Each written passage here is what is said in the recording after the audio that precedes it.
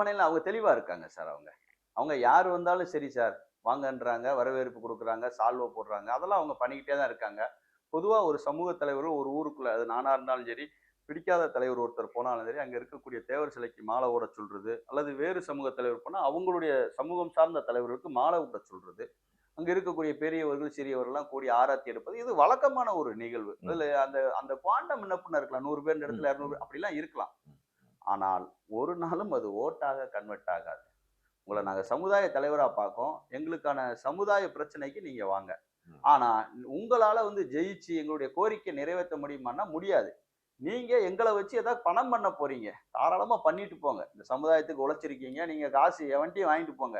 ஆனா ஓட்டு உங்களுக்கு போட்டா, அது நாங்க எங்களுக்கு வைக்கிற வேட்டுன்றத வந்து அவங்க தெளிவா புரிஞ்சுகிட்டு, அவங்க வந்து இந்த மாரி சமூக அமைப்புகள வந்து புறக்கணிப்பார்கள்.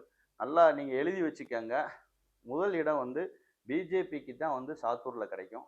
2வது திமுக தான் இருக்கும். 3, 4 இடங்களுக்கு தாவேகாக்கும், என்டிகேக்கும் போட்டி இருக்கும். 5வது இடம் வந்து அவங்க சின்னம்மா கட்சியினர் வந்து பெறுவார்கள்.